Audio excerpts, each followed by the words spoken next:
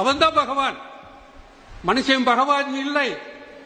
தமிழர்களுடைய கொள்கை மனுஷனை பகவானை காட்டினதுனாலதான் எங்கேயோ இருந்து ஓடி வந்தவே ரிக்கா டான்ஸ் நடத்துறா சிவராத்திரிக்கு இல்லையா?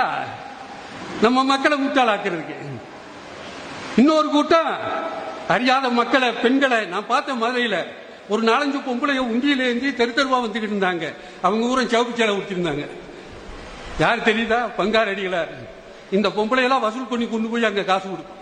இன்னைக்கு 10,000 கோடிக்கு அதிபதியா இருக்கு. நான் உங்களையெல்லாம் கேட்கிறேன், பட்டினத்தார் கடவுள் இல்ல, வள்ளலார் கடவுள் இல்ல, சாய்பாபா எப்படி கடவுள்? எப்படி கடவுள்? உத்தரப்பிரதேசம், பீகார்ல ஆதித்யநாத் கருப்பசாமி முனியாண்டிக்கு கோயிலுக்கு வரா, திருவள்ளுவருக்கு பூஜை பண்ணுவாரா? ஆனா இங்க இருக்கக்கூடிய ஒரு ஆதீன கர்த்தர் தமிழன் கற்றுக் கொடுத்த மடத்திலே வாழ்ந்து கொண்டு, தமிழன் கொடுத்த சொத்திலே சாப்பிட்டுக் கொண்டு பல்லக்கு செல்லலாம், குரு பூஜை நடத்தலாம், பருப்பு சாம்பார் பாயாசம் சாப்பிடலாம், அதற்கு தடை இல்லை. ஆனால் எங்கோ இருந்து வந்த ஒருவனை நீ கடவுள் என்று சொல்லி பூஜை பண்ணுகிறாயே, எந்த வகையில் நியாயம்? வடநாட்டிலே பூஜை செய்வார்களா?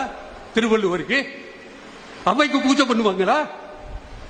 கருப்பசாமி முனியாண்டிக்கு கோயில் விட்டுவார்களா? ஆனால் இங்கு அத்திவரதரை கடவுளாக காட்டி நம்மளை முட்டாளாக்கி விட்டார்கள்.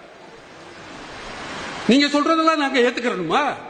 நீங்க சொல்றதெல்லாம் கடவுள்னு ஏத்துக்கிறோமா? நீங்க சொல்றதா மந்திரமா? எங்களுக்கு என்று மந்திரம் இருக்கிறது. எங்கள் மொழி எங்களுக்கு இருக்கிறது.